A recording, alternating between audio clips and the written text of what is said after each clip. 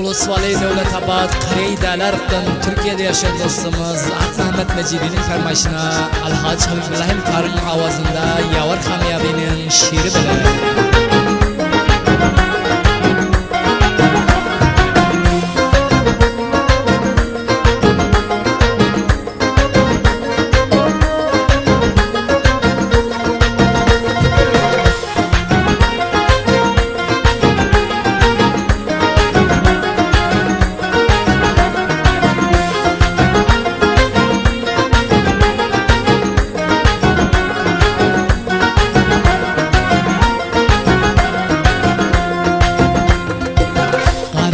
Kalam kaşlar bir cavan hem de yaşlar Ey aziz vatandaşlar roza haydam izmarek Kara göz kalam kaşlar bir cavan hem de yaşlar Ey aziz vatandaşlar roza haydam izmarek Bahar geldi salkıma şatlık geldi mülküme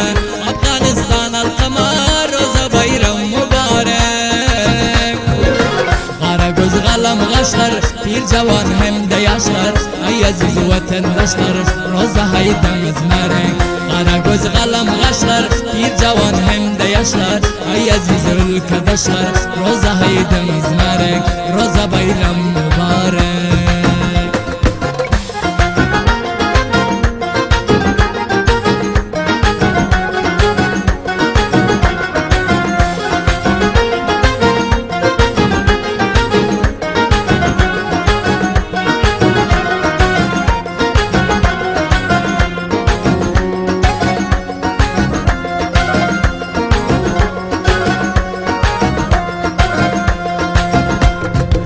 Kutluyorum hatayine canlara Hem misafir yaşayan cavanlara Kutluyorum hatayine canlara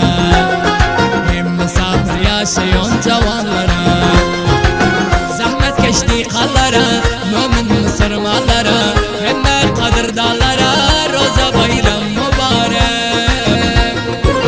Kara göz kalam kaşlar Nevcavan garri yaşlar Size ey ülkedaşlar roza bayram mübarek İlimin palvarları siz iftihar şalları Vatan kahramanları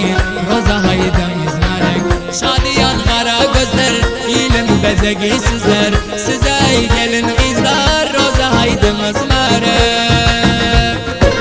Kara göz kalam kaşlar nevcavan garri yaşlar Size ey ülkedaşlar roza bayram mübarek Kimin hayt izzetine,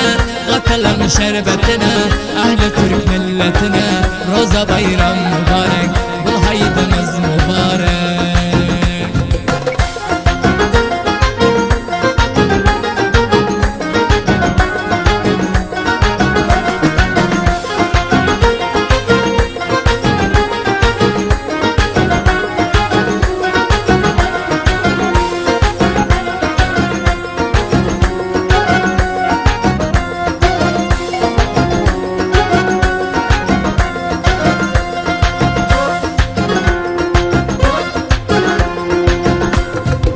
Hoş geçirin 3 gün roza bayramı